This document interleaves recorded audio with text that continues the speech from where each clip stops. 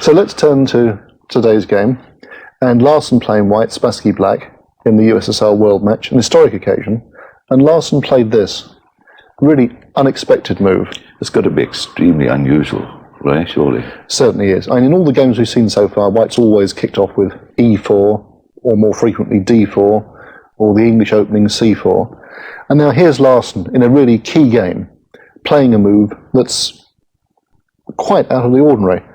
But Larsen actually became an expert in this rather unusual opening, and it's now called Larsen's opening. I mean, when he played it against Spassky, he hadn't quite fathomed out all the complexities, but in coming games he found nuances and niceties, and he elaborated the strategic ideas and actually turned it into quite a fearsome weapon. And Spassky, as one would expect, played a vigorous classical response. He put a pawn bang in the centre of the board. And Larsen attacked it. And Spassky brought out his knight to c6 to defend the pawn. Now, if white's opening has a point, and of course it does have a point, the point must be to batter a path for the white bishop on b2 through the centre and try to erode the black pawn on e5. In that sense, would it be too fanciful to say it's a kind of queenside reti? Yes, it is a kind of queenside reti opening with the fianchetto of the queen's bishop. And white's strategy has to be to hit the black pawn on e5, to make it move out of the way, or somehow capture it, sidestep it, to force it to move, to increase the power of the bishop on b2. If black can set up a blockade in the path of that bishop, the piece becomes useless, and it defeats the whole object of the opening. Now, the right way to do this, to continue the undermining process, is to play this move. And the point being, white then follows up by putting the bishop on b5, which is attacking the defender of the e5 pawn. And then moves like this can follow. The knight can come to e2, and white can play f4. And all this is in the interest of blasting a path for the queen's bishop. This is a very reasonable way for white to play the opening. But Larsen didn't do that. And in later games, he realised that this was in fact the right way to play the position. But here, in the early days against Spassky, when he hadn't sorted out all the tricks in the opening, he played this move, which is a kind of Sicilian defence with colours reversed. And this is really a bad move, and already white is failing to implement the key strategic ideas of the opening. And in fact, he's blocking the path of his king's bishop. He's actually playing a Sicilian defence, a tempo up. It's a bad move for what reason? It locks in the bishop on f1. And if black were to oblige and immediately play a move like d5 and offer a proper transposition to a reverse Sicilian, then it wouldn't be so bad. But black doesn't need to do that. And the pawn on c4 doesn't really help the white position at all. And Spassky simply brought out the other knight. And now Larsen really compounded the error of the previous move by playing much too provocatively. He brought out his knight to f3. And again, I would say that, let's put the knight back for a minute, that the safe way to play here would be either to develop the knight here to c3, looking at the d5 square, perhaps later on developing the other bishop on the flank to control d5. That's one way to play. Another sensible way to play would be to play pawn to e3, and then perhaps the pawn to d3, and then bring out the knight. There's nothing wrong with this. It's kind of passive, but it's not bad. But Larsen did none of these things. Larsen's noted as a provocative player. He likes to tempt his opponents, to encourage them to attack him, and hopes to beat off the attack. And he played this move. Now, in a sense, it fulfills the strategic idea I mentioned of making the black e-pawn move forwards to clear a path for the white bishop. But it's taking on too many obligations. And the pawn did, in fact, move forwards, hitting the knight fairly vigorously. And the knight's got to move. And there's really no very good square for it. I mean, it could go to g5, for example, but black would just hit it with h6, and start chasing the knight all over the board. Back to square one. Yes, back to square one. That wouldn't be any good at all. He could put the knight in on e5, and black would trade it off. But again, white's piece would be wandering around rather homeless in the middle of the board. He could put it out here on the edge. But again, it's not a very good square at all. And it would be a dreadful struggle getting the piece back into the game again. And if his knight is on, let's see, it's d5, e5, then what does he do if that queen's pawn nudges up there? You mean if he plays this move? Yes. Yes. What black would do in this case would be to take the knight off. And white would have to take back again with the bishop. And then black would play this, as you so rightly say, moving the queen's pawn, chasing the bishop again, and black gets a big lead in development. So none of this happened. And what Larsen in fact did was he put his knight in the middle. It's the best of a bad choice at the moment. But even here, the knight can be kicked around some more. And what Spassky did, very simply, bishop c5. And this reminds me in a curious sort of way. Many weeks back we looked at the game Pauls and Morphy, number 2 in the series. And you remember that there, Morphy, in the interest of a quick development, didn't mind having his pawns doubled. Yes. And he also played the move bishop to c5 in the opening, which is a very aggressive move looking at the white king.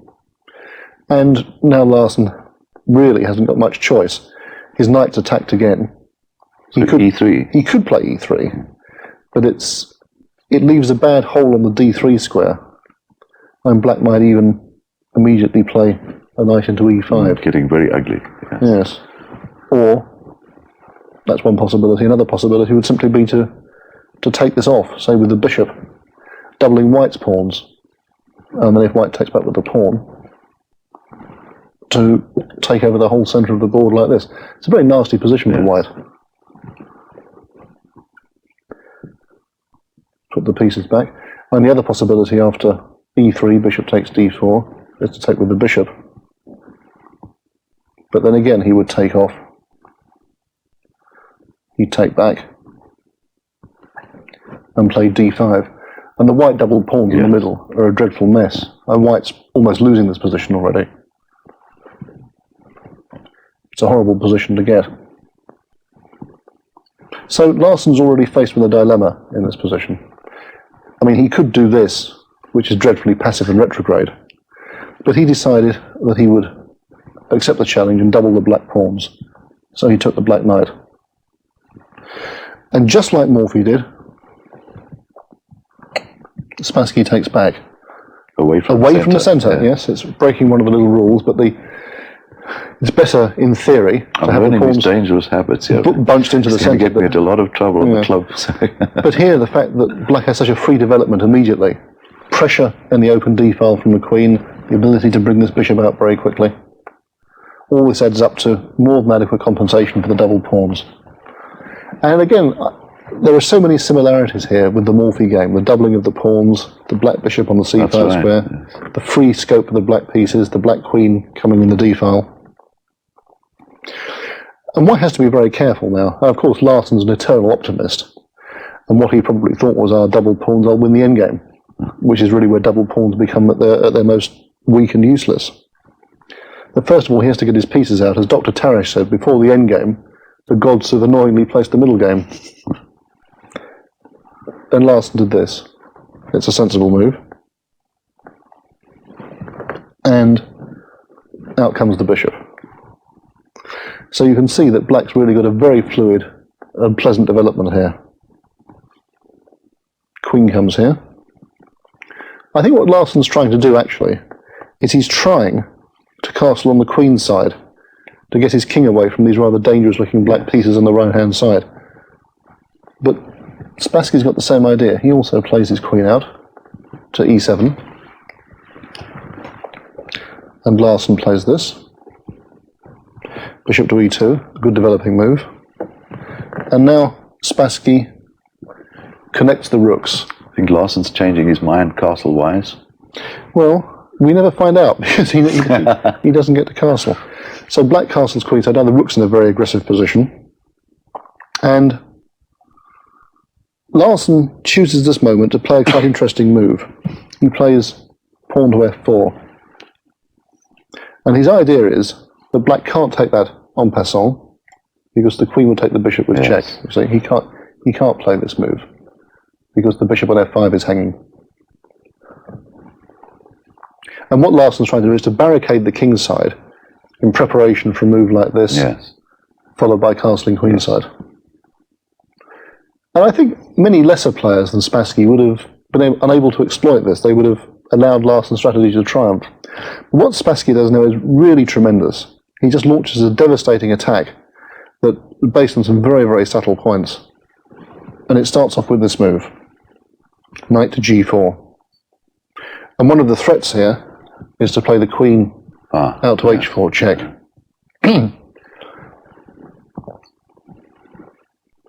Which, of course, Larsen stops. And from now on, we all know Larsen's plan is to play knight c3 and castle queenside essentially. The whole focus of the battle shifts entirely to the right-hand side of the board. There's absolutely nothing that he can do to stop all the action taking place on the right-hand side where the black pieces are concentrated. And Spassky kicks off, starts the attack with this move, pawn to h5. And the clear intention is to ram this pawn forwards and just try to blast a hole in the white position. I'm sure Larsen had foreseen this and wasn't worried. And what he plays is this, pawn to h3, attacking the knight. Now, Donald, what would you do if you were black in this position? Let's say you had this game in a Surbiton club match. I would get the knight back, wouldn't I? Get him right out of the area. That would be the normal reaction. Yes. And there are two ways to bring the knight back. One is knight to h6, which actually isn't very good. f6 I'd go for, yes, right? And in that particular case, the bishop would take the pawn on g7. And that would really throw a spanner in the works from black's point of view. Got to come to f6. Yes.